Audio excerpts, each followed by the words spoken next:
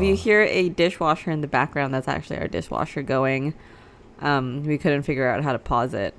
Which probably makes sense that you shouldn't pause it once it starts going. A dishwasher? Yeah. Yeah, I guess keep so. your life clean. Totally. Yeah.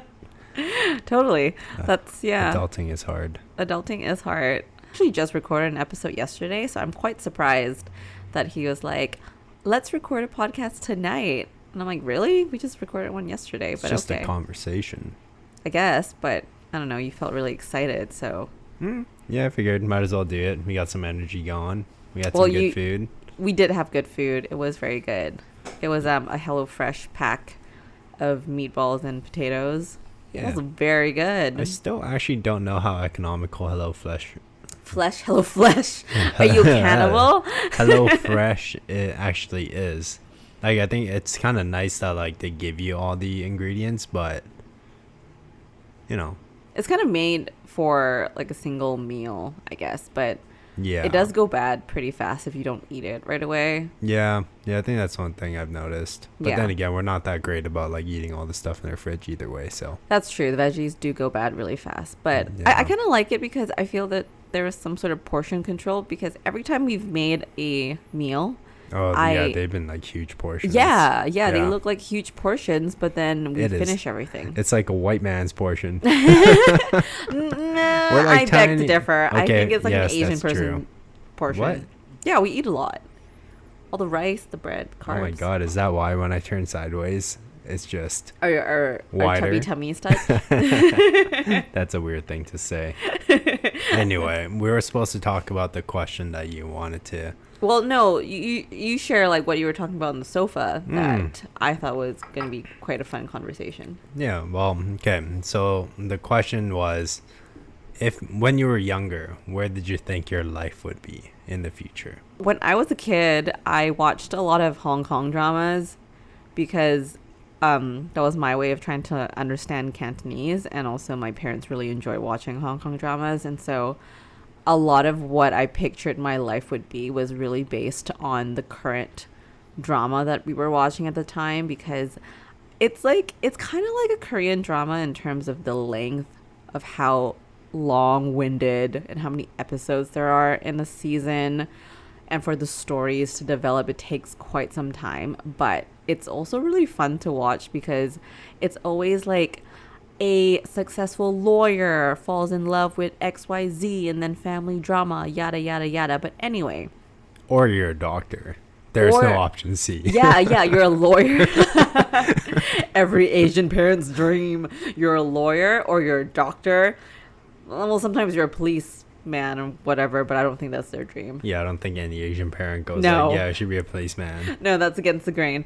So yeah, every time there was a drama centered around a certain occupation, it was always glamorized in the sense because they would go through all these really fun, cool adventures, and the actors were always very good looking too, so that kind of added into the whole like, oh, I aspire to be like you as a young kid who's very easily impressionable. So I saw many futures for myself as a kid, like many futures. Wow. One, I thought I was going to be a very successful criminal lawyer. We all know that's not the case right now because there's no way I could. Yeah, there's no way. I cannot. But I mean, if I were ever to, if I decided to get into law in school, I would have gone the criminal law route because that was the most interesting to me. Really? I can't see it. Okay, so like I'm gonna reenact how I think Sam would be as a lawyer for criminal. You're so right. So she'd be like, "Listen, let me handle this," and the criminal would be like, "Yeah," and you'll stand up and be like, "Your Honor, he's guilty." Guilty as fuck. He's guilty. Yeah, my conscience wouldn't let me represent a criminal. No. Yeah, and it's just like too many gory details. I can't. I like watching true crime, but I don't think I could actually like be involved in it. Wait, so you pictured yourself as a crime lawyer back then? Well, no. I had many futures. So one of them was a very long, drawn out. Yes. One of them was like a successful, stunningly beautiful criminal lawyer. who like was so successful and rich and pretty, and I had everything going for me, and I was just like so talented at what I did, yada yada. Anyway, Sounds and like then the start of like a TV show where things just crash and well, burn. it was based on a TV show, so Oh, that yeah, makes a yeah, lot of that's sense, right? And then in another phase of my life, I was a successful badass detective, because that was when the Police Woman show was on TV. Again, very successful and beautiful, and like an exceptional detective. So there's some themes there. I'm always exceptional. And beautiful. And beautiful, yes. And somehow involved in crime in one way or another.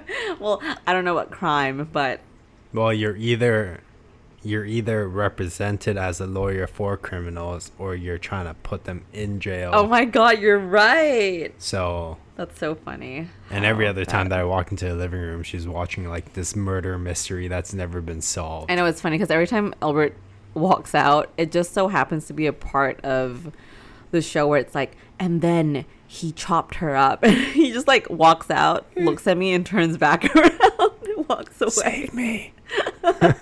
Or it's like they found her in a bag. I don't know. Oh, They just that's come out, so like, messed up though. during, Like, like, I don't really know how weird you times. watch that stuff. But anyway, when I was a kid, also fun story. I don't know if I told you this, but I was very I don't know, maybe like my mom encouraged me to do this as well, and also I was just good at it. I was always doing some form of performance in school. So I was like, I think I won some like kid modeling contests where I had to twirl in an outfit. I would do a lot of public speaking competitions, and I would win them. A lot of art contests, and I would win them. When there was a Barbie doll that was super popular, it was like, actually not a Barbie doll, it was a Bratz doll. You probably have no idea what I'm talking about, but it was super popular with young girls back in the 90s. We all wanted to be a Bratz doll. It was just like a Barbie doll, but like with bigger eyes and bigger hips. Anyway, Wait. The bigger hips is like so specific. It the is bigger eyes, I feel like well, I've the seen proportions before. of Barbies are not accurate anyway. But anyway, Yeah, that's fair. so yeah, I would do a lot of these like stage performances, and I would have so much fun with it. And so from a young age, I think I just knew that I wanted to do something involved in entertaining people in a certain way, but also be like stunning and successful. Yeah. So that's how I pictured my Every life. person's dream is stunning and successful. Yeah. Right? That's just baseline goal. Stunning, successful. Yeah. And you won the Makes people lottery. laugh, yeah. Okay, how about you?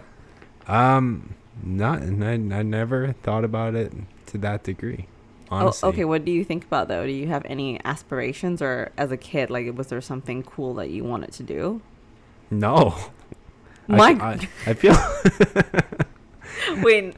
I feel like, okay, so like the weird thing is, in all honesty, like going through high school and like halfway through college, it's always been like I have no idea what I want to do. Right, like I remember, but like back in high school, I don't know if they ever like did this in Malaysia, but there are these questionnaires that you can take, and you answer those. these, and then depending on whatever you put in, like you would get a certain outcome, right? And kids aren't dumb; they know, so they'll try and get like the cool outcome. So they're like, yeah, like, do you like diving? It's like, fuck yeah, I love diving. Do you like outdoor stuff? Yeah, man, that sounds cool. Like, are you adventurous? Hell yeah, I I could am. be adventurous. Yeah. So you're like checking these things out. So I remember like the top 3 things that were on the list that popped up for me. It was so random. It was like an underwater like engineer. Okay. Which I had to like search up what the hell that was, because like what the hell is an underwater Well, it sounds engineer? like you're fixing a submarine or something underwater. Yeah. It would be like you work at an oil rig, and you need to dive underwater to like fix like the metal or like structural issues and stuff like that, which sounds scary as hell. Like, I don't. You think know I what? would But do it doesn't that. sound too far from your personality though, because it's quite adventurous, Bro. and currently you're kind of fixing stuff that break above water. Okay. What? Like code. Okay. I'm gonna be honest here. Okay, there is engineers, like people that design bridges, roads, cities, and all that. Those guys are the true engineers, right? My title, software engineer, I realistically prefer the term software developer, because I'm not like a true engineer, right? Like I write code to build an application or like a website or backend system, like all that. But I'm not like building a bridge that needs all this math to be. Well, like, fair. You're don't collapse, you know? Yeah, but I mean, don't minimize what you do. It's still some really cool stuff. You still help build programs. It's just software versus hardware. Yeah. Anyway. But I used to love those quizzes because I would kind of rig them too. Yeah. I so want to be a performer. We know it wasn't accurate, right? Well, no, I think it is accurate. It's just one way for kids to. I mean, I feel like kids know what they do enjoy doing, so you kind of skew it based on what you actually truly enjoy doing. Although there was once I had something really random, and I just was like, no, this is not accurate. I think I got like a teacher or something, and I remember just looking at it being like, eh. And nothing against teaching, but like I am not a good teacher. I'm a very, very I cannot teach anyone anything. And I remember getting that result, and I'm like, no, this is wrong. Take it back. I mean, what if you followed that teacher route? Like, what if that was what would have made you a stunning, beautiful, successful professor? Well, right now I think I'm a stunning, beautiful, successful marketer. So, potato. Yeah. Anyway, the But, second thing on my list. Well, on your list for like things that you thought you would be, like what? Yeah. Okay, yeah, continue. It was a firefighter and then a cop. Oh, And I I see was that. just like, it was just so weird for me because when I went through university, neither of those options crossed my mind. Yeah. Cop like at one point, but then I was like, nah. Yeah. I'm glad you didn't go that route. Which, like, you know, like I think it's a honorable profession, right? Like those guys do work that not a lot of us are willing to do, and they do their best. Although, you know, online there's a lot of criticism that they're not doing enough, but like, come on, they're doing stuff. It's a noble profession, Yeah. for sure. Yeah. Yeah. So, But I see that for you, though. I see you. I mean, like, if life took you that direction, I can definitely see you as someone hey, who man, would. I'm still quite young. I can still Please go in don't. that Actually, direction. no, for my sake, just stick to computers. Maybe I'll just become an undercover cop. I really don't want you to working be a in the cop. IT No, please. department of Please don't be a cop. Google. I really don't want that for me. Why? I would be so worried all the time. And your parents would be so worried. Everyone would just be worried all the time. You think I would be so bad at my undercover job that you guys would all know what I do? Yeah. Because, like, oh my God, you guys. Albert, like, he can't conceal his emotions at all. Like, if he's irritated, you can immediately tell, like, from the look on his face. Like, he's very bad at masking any sort of emotion of what he's feeling in the moment. My face is an open book, apparently. You wear your heart on your sleeve. Yeah, you are an open book. Is that what that saying means? Wearing your heart on your sleeve? I think so. Well, actually, no. Actually, I don't know. I don't know if it means that people can tell really quickly, like, how you feel, or if it means that you just are someone who's open about how, like, their emotions. Yeah, I don't know. I admit, like, I actually don't know a lot of North American phrases like that. I mean, I know some now, but that's definitely been something that I've struggled with growing up. Yeah. Like, really understanding, like, where those meanings come from. Like, the origin of it? Well, not in the origin, just, like, the social purpose of those meetings. Like, when would you say or, like, use those things? Well, there's one, like, beauty in the eye of the beholder. Have you heard of that one? Well, yeah, I mean, that's, like, pretty Don't obvious. judge a book by its cover. I mean, sometimes you should judge a book by its cover. But, yeah, I know what it means. Yeah. Yeah, So but there's, you know. like, other ones, too, that, like, I don't fully... Or at least when I was growing up, I didn't understand. Well, to be fair, growing up, like, in English class, it's very complicated. Some of them are just, like, very complicated sayings where you're just like, huh? That's random. I would never use that in real life, you know? Yeah. But, like, anyway, to, like, continue where my brain really was growing up. Where was your brain? Sorry. I would, like, watch TV, and I never went through the process that you said you went through, where I would, like, visualize myself as a successful, stunning your imagination. underwater engineer. saving the fishies. Which, like, realistically, those guys make so much money because the job is so risky. Yeah. But I don't know. For me, it's always been kind of like never top of mind what I wanted to do. Well, maybe less of what you want to do. Like, was there, like, when you're a kid, did you just kind of picture, because, like, when you're a kid, your imagination is, I don't know, just a lot more colorful, I guess, than when you're an adult. So was there anything where you're like, in my life, like, I want it to be like this. Like, I want to be covered in candy, or, you know, like something random. Covered in candy? Well, okay, maybe not covered in candy specifically.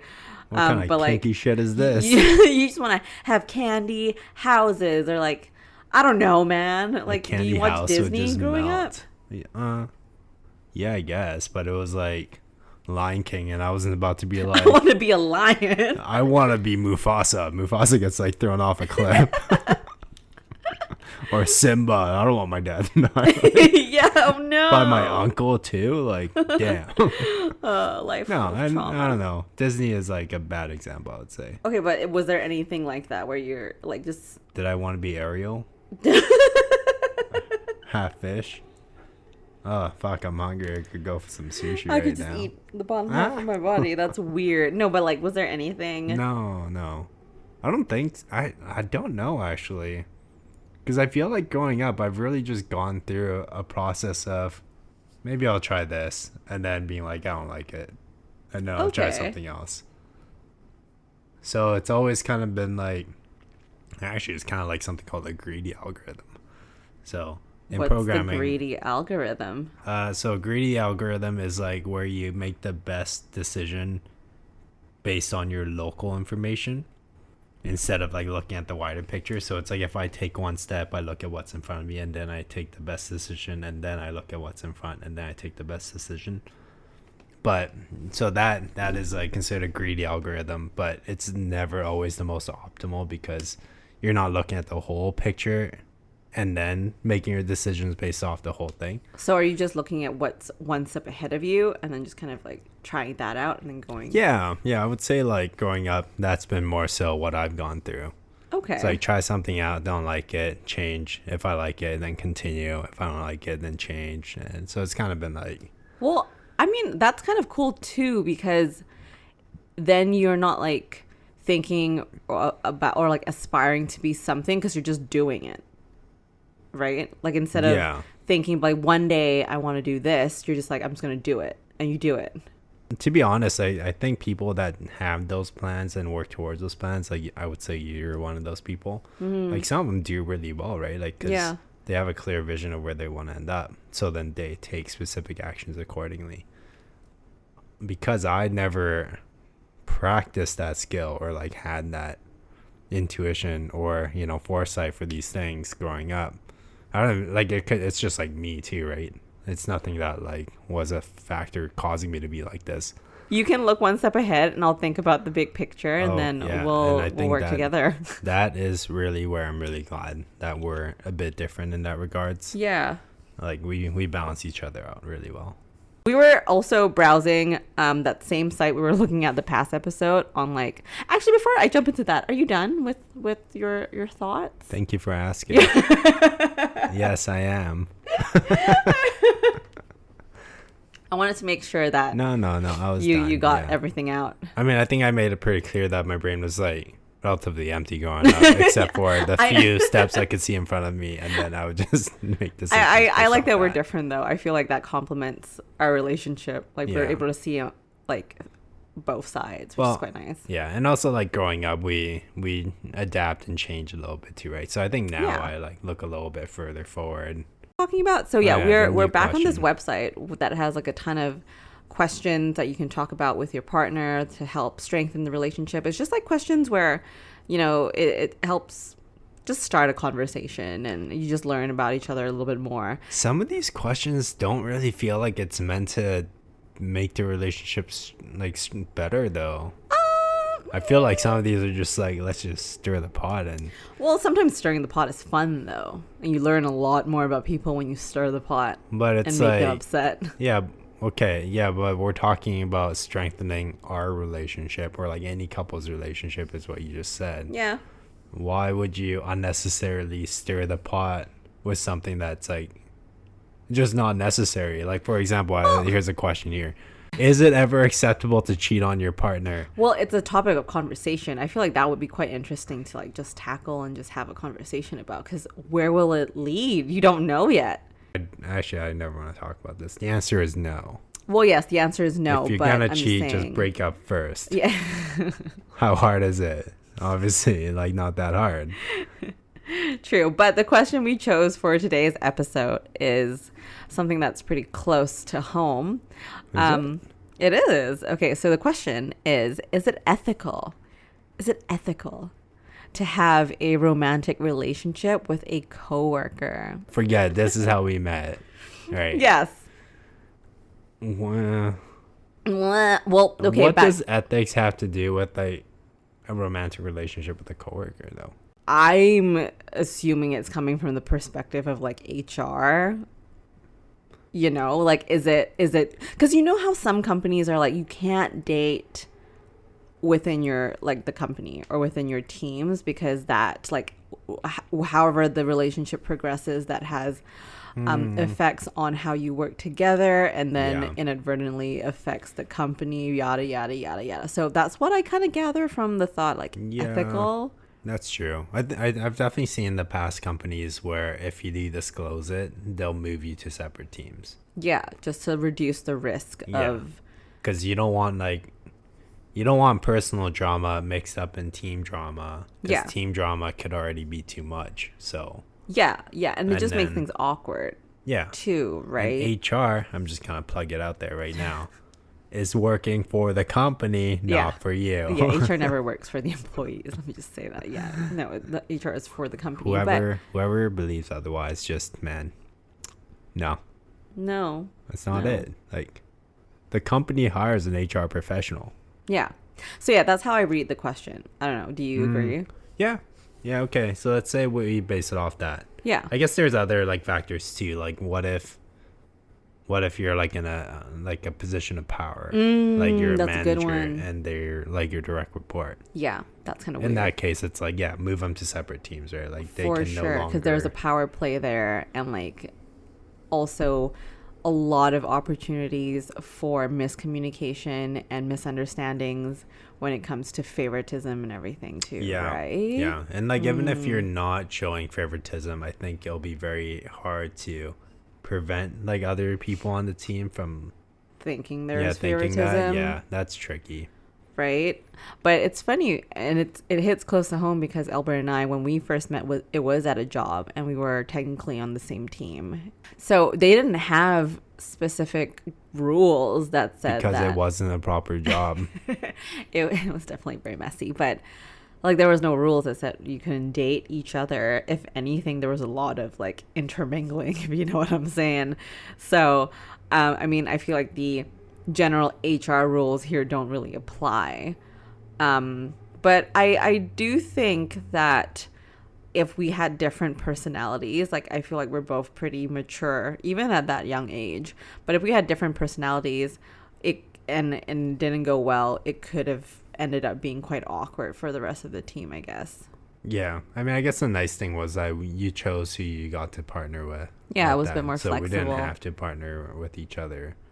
Yeah. I think we just naturally gravitated towards each other, because out of like 10 people there, you only liked me. 4 were like okay.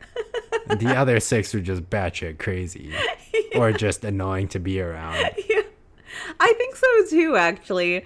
I think I just, like, after the first time that we unintentionally just ended up working together, I think we both agreed that, like, oh, you're quite pleasant to be around. Yeah, it was just chill. Like, yeah, like, you're not crazy, and I don't feel weirdly uncomfortable with you, and we can have a decent conversation to spend like the full day together. So, which, to be fair, our first conversation was weird. It was weird, but I liked it. Yeah. Did we ever talk about our first conversation? I think so. I think we talked about it. TLDR, we talked about how these animals or insect creatures would just eat their mates, and it was always the male being eaten. Like how the queen bees kick out all the worker bees and all the worker bees are men. Yeah, we were talking about a very specific species of fish where the sole Anglers. purpose, was it anglers? Yeah. The sole purpose of an male angler fish is to find a female angler fish and then attach himself to her and then get absorbed. Bro. That's basically the purpose of his life. Sam, if you reach that 7-figure point, I will be a parasite. Are you going to attach yourself and melt into me? No, I won't melt into you. I'll still be like human, but I will leech off you to a I certain always ask extent. Albert if he'll still love me if I was a worm. I don't understand like why. I mean, I know it's a joke. Yeah, but girls want to know that, like, you know, your partner will still love you if you were a worm. It's like, you'll still take care of me. It's such a silly question. You won't leave like, me in the dirt. but that's where a worm needs to be to survive. Yeah, but I'm not just a worm. I'm Sam, your wife, the worm.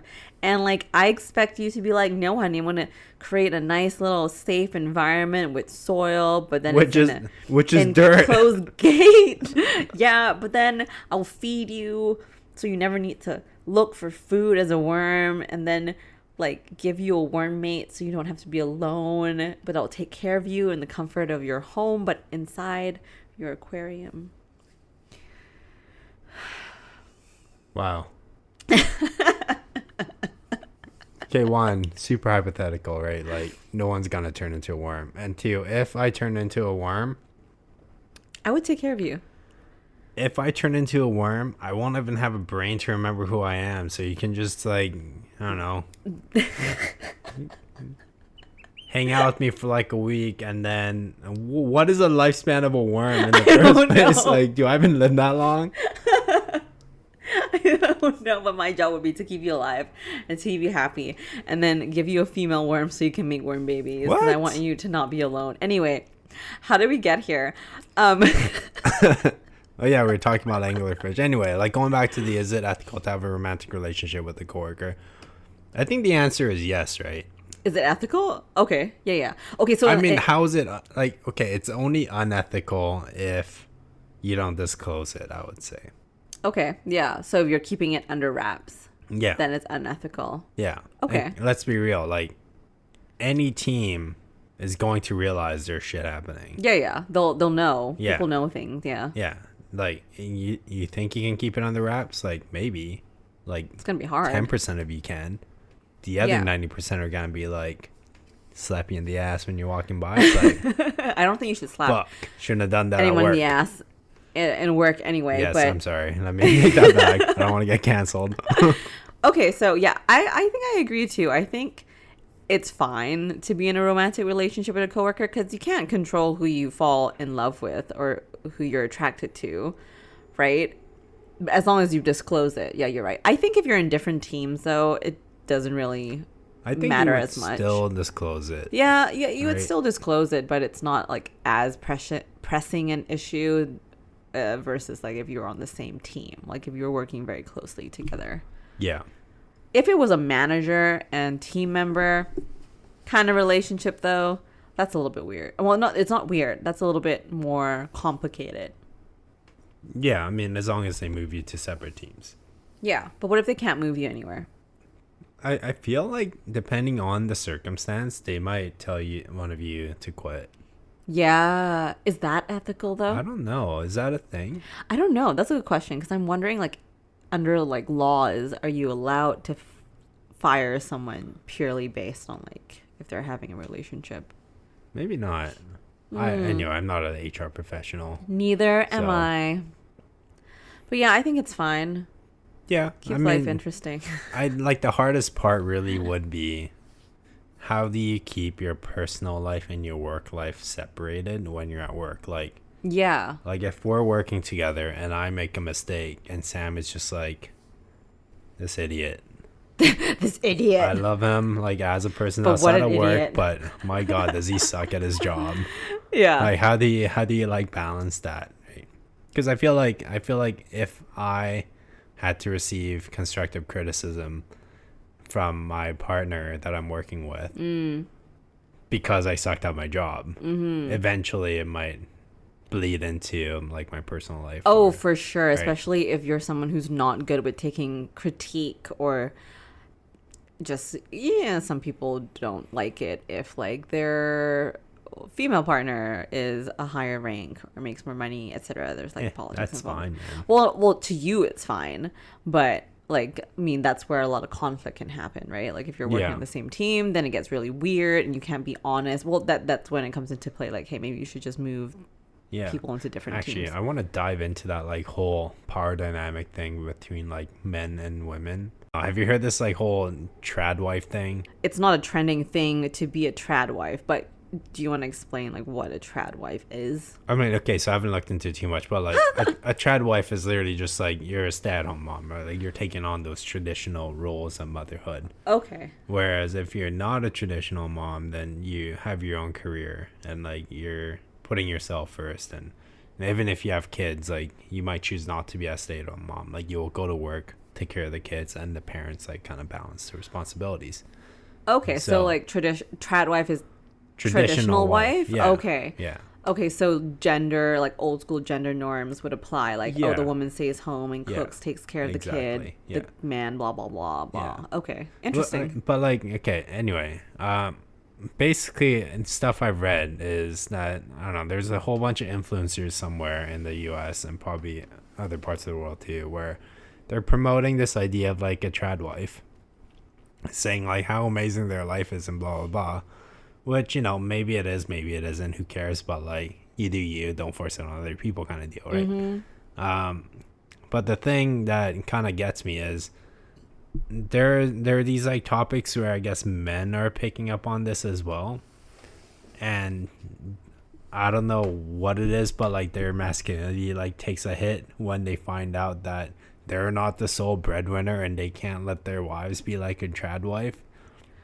Oh, interesting. And then it's like, oh, like you earn more than I do, so it hurts my ego kind of deal. Wait, okay, so to clarify, is this something that's happening? Like, are they sharing this on social media because of the trad wife terminology trending, and they're like certain men are going online and I guess sharing their grievances about like, I guess, I don't know, being aware that there's such a thing as a trad wife and how their partner is not a trad wife? Is that what they're doing? No, I don't think so. I'm not hearing them like themselves go and do it. It's just I'm hearing from stories mostly by like women actually who say that my partner is upset at me because I make more money than they do, and has expressed that they feel like they're not providing for the family because as a woman, like, they earn more money than like the husband does. Okay. And then you'll like hear stuff like, there's one like I read recently where this person is a neurosurgeon, you know, supposedly, right? This is all text, so I don't know how true it is, but she's a neurosurgeon, but the husband wants her to be like a mother, right? Like they want kids together. Mm-hmm. And she agreed with him. Like, obviously she loves her career. Like she put so much time into it. Neurosurgeon is not easy to like achieve. And she makes like 3 times the money that he makes as a marketing professional. And basically like the deal was, before they started having kids, was that she wants to go back to work. Like she wants her career. Like that's what she like is really passionate about. But the husband who like agreed to that is now like saying like, oh shit, like parenting is hard. So he wants her to be the stay-at-home mom while he goes and earns money. Oh, parenting is hard. Yeah, anyway. I see. But I don't know if this is like a case of him not wanting to be that stay-at-home dad, which, dude, like, you made the deal. Like, you know, don't back off, right? Yeah. And she's a fucking neurosurgeon. Like, yeah. I guess he just feels emasculated. Her job, yeah, I don't know. I wonder if he feels emasculated, or he just, again, realized like, oh, it's hard to be a stay-at-home dad. It's not all. Or both. Or both. Like, it's not as easy, quote unquote. It's not easy. I'm not a mom. Like, we're not parents yet, but I know for a fact that it's not easy. Dude, I worked at a summer camp with like, not even like, you know, young kids, like, you know, 8 to 12-ish. Yeah. And fuck, that was hard. I know. I was with my friend's kids for 15 minutes and I was like, take them back. Take it back. But yeah, so maybe it's a mixture of I guess, A, being emasculated, and B, trying to find an easy way out, which both are horrible excuses, and he should just man the fuck up and get over it. Not even that. I would say make the logical choice. She loves her career, but more importantly, she makes a significantly fuck ton more money than you do. A lot more money.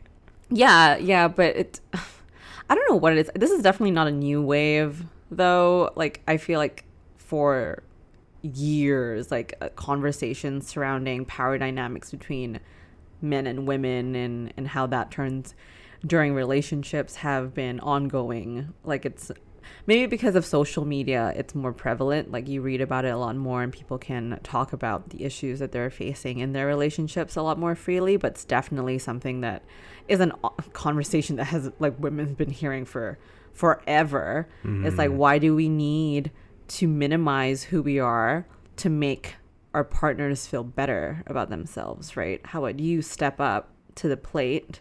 Yeah, I think that's the main thing. Is it's not even like one partner's trying to minimize or make the other person feel bad, right? Like, well, it kind of sounds like that's a relationship dynamic, but the man just wants to be the breadwinner, right? Like, why would you want to be the breadwinner if you have a capable, successful wife? Like, I don't know. There could be many reasons to this, but I feel like a lot of it stems from ego. Yeah, absolutely. Ego is definitely a part of it. And I don't know. I think people just need to, like, realize at a certain point, like, if you're entering a relationship with somebody, it's like you're working together, right? Yeah. It doesn't matter who provides what, as long as the need is met and that you work together. If you are in a relationship where you've communicated that, like, you like this, like, you want to be a traditional wife, the man's like, I want to be the breadwinner, then I guess it works out for you. That's fine. Yeah. I think the issue comes upon when someone changes their mind midway. It's like, oh, JK, I actually wanted a traditional stay-at-home wife. Yeah. On the flip side, it's also not a unilateral decision that you can make on your own. Yeah, not at all. If the woman wants to be a trad wife, but the husband doesn't want to be the sole breadwinner, then that's also a discussion that needs to happen, because, like, maybe you guys can't afford a single income. Yeah. Right? Maybe the guy doesn't want to work, like, 16-hour, like, 2 jobs just to, support, right? Like, and I think that's another dynamic that needs to be taken into account. But yeah, it's a two-way conversation. Like, things that you should have communicated before you got married, just saying. Yeah. Unless they just change their minds randomly in between. Well, minds can be changed, right? Like, people are dynamic and fluid. I guess so. But I feel like there's a reality TV show about this too. I don't doubt it, honestly. There is. I just can't remember the name. Weird push for it for some reason, like, on social media. If you're gonna be making, like, 4 times more money than I do, and we decide, hey, like, someone needs to, at least for a couple of years, take care of the kids. And it's like, well, do I go back to my minimum wage job, or you go back to your millionaire job? I would be like, stunning, successful. Bro, like, if we had the choice, absolutely I'll stay at home. Like, that. If I don't make that decision, I would just be, I don't know, what's an illogical, I'd be a sponge. Like, you would be slightly burnt toast. Yeah. Wait. You would be mega burnt toast. I don't know. You'd just be toast. Yeah, I would just be toast. You would. My brain would be toasted. So. And with that, everybody, I hope you enjoyed this episode. Let us know what you think. Okay, bye. See ya next week. Bye.